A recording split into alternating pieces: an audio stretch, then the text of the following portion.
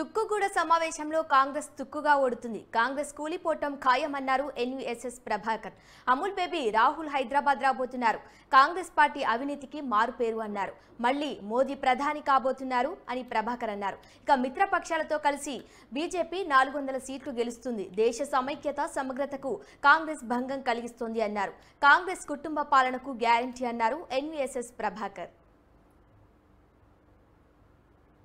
స్వాతంత్రం వచ్చినప్పటి నుంచి ఈనాటి వరకు కూడా అనేక ఎన్నికలలో భారత ప్రజానికం చాలా విఘ్నతతో తీర్పునిస్తూ వచ్చారు. ఒక్కొక్కసారి ఒక్కొక్క రకంగా తీర్పునిచ్చారు.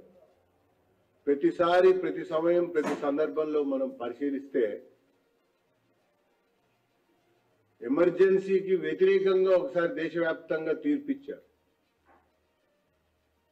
ఒకే ఒక కోవలో అన్నట్టు. ఆ తర్వాత సానుభూతి పవనాల మీద కూడా ఇందిరాగాంధీ హత్య తర్వాత,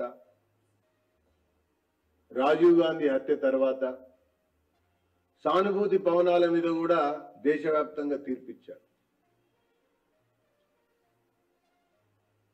ప్రజాస్వామ్య పరిరక్షణ పేరు మీద కూడా దేశవ్యాప్తంగా ఒకసారి తీర్పిచ్చారు. ఎమర్జెన్సీ వ్యతిరేక సమయంలో జనతా పార్టీ ఆవిర్భవించటం, ప్రజాస్వామ్య పరిరక్షణ పేరు మీద జనతా పార్టీ అధికారంలోకి రావటం.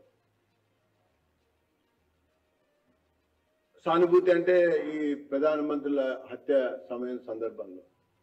అటనే సమర్థ నాయకుడు, సుస్థిరమైనటువంటి ప్రభుత్వం పైన కూడా తీర్పిచ్చారు. ఇది పాజిటివ్ గా ఇచ్చినటువంటి తీర్పు. ఆ తీర్పులో అటల్ బిహారీ వాజ్పేయి గారు ప్రధానమంత్రి అయినటువంటి ఒక సందర్భం నేపథ్యం కూడా మనకు కనబడుతుంది. ఆ తర్వాత కాలంలో 10 సంవత్సరాల కాంగ్రెస్ పార్టీ యొక్క మన్మోహన్ సింగ్ కాలంలో అవినీతికి వ్యతిరేకంగా, కుటుంబ పాలనకు వ్యతిరేకంగా కుంభకోణాల కాంగ్రెస్ ని అంతం చేయడం కొరకు ప్రజలు తీర్పిచ్చారు. ఆ ప్రకారంగా భారత ప్రధాని గారు నరేంద్ర మోడీ గారు అధికారాన్ని కైవసం చేసుకోవటం జరిగింది. స్వాతంత్రం వచ్చినప్పటి నుంచి ఈనాటి వరకు కూడా